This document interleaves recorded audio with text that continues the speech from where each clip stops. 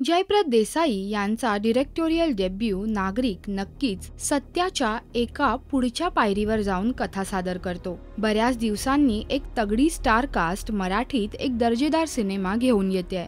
चित्रपटात अधोरेखित करता येतील असे मुद्दे पुढील प्रमाणे। क्रमांक 1, दर्जेदार कलाकार आणि त्यांचा दर्जेदार अभिनय हा या चित्रपटाचा प्लस पॉइंट होता। कलाकारांचे अभिनय आणि कथेत लिहिली गेलेली पात्र प्रेक्षकांना गुंगवून ठेवतात। एक समाज दाखवताना प्रत्येक पात्राचा जेवढा उपयोग असेल तेवढीच त्याची भूमिका चित्रपटात दिसते।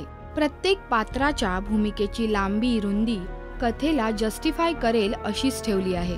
फक्त डॉक्टर श्रीराम लागू आणि सुलभा देशपांडे यांनी सादर केलेली पात्र आणखी विस्तारित होणं गरजेचं वाटलं।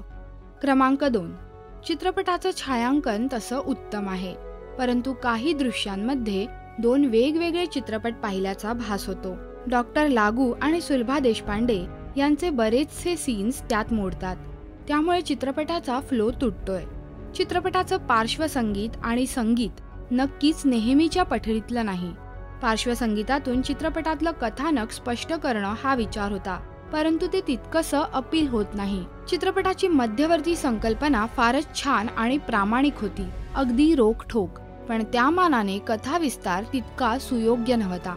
क्रमांक 3, चित्रपटात बऱ्याचदा अभारतीय लोकांना भारत दाखवल्याचा फील येतो, कारण वारंवार मुंबईतल्या हतबल लोकांचं दैनंदिन आयुष्य दाखवणारे सीन्स इथे आहेत। असे बरेचसे सीन्स आपण स्लमडॉग मिलेनियर मध्ये पाहिले होते। चित्रपट तिथे रेंगाळतो, परंतु सोबत एक गोष्ट स्पष्ट करतो की मजदूर वर्गाचं दुसऱ्या शहरात स्थलांतर होणं हे ना त्या शहराच्या हिताचं आहे ना त्या मजदूर वर्गाच्या हिताचं आहे।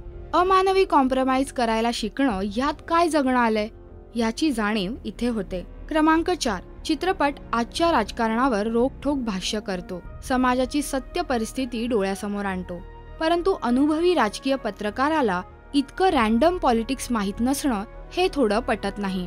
अर्थात त्याला अपवाद असूही शकतात। चित्रपटात माहीत असलेलीच परिस्थिती आणखी दाहकपणे मांडली आहे, परंतु त्याबाबतचं सोल्युशन इथे नाही। चित्रपटाचा शेवट काहीसा सोल्युशन देणारा वाटू शकतो, परंतु तिथेही शेवट गुंडाळलाय असं स्पष्ट दिसतं। क्रमांक 5, चित्रपट नक्कीच एक वेगळा अनुभव देतो। राजकारणाची पाळंमुळं शोधण्याचा आणखी एक प्रयत्न म्हणून हा चित्रपट लोकांना अनेक गोष्टी नव्याने सांगेलही, परंतु ते पाहण्यासाठी खूप सहनशक्ती हवी, कारण कथा विस्तार पुरेसा नसल्याने कथा फारच स्लो पुढे सरकते। परंतु उत्तम परफॉर्मन्सेस पाहण्यासाठी आणि डॉक्टर श्रीराम लागूंचा कमबॅक पाहण्यासाठी हा चित्रपट नक्की पहा। मी या चित्रपटाला देते 3 स्टार्स, परंतु तुम्ही तुमचे रिव्ह्यूज या व्हिडिओच्या कमेंट सेक्शन मध्ये नोंदवायला विसरू नका।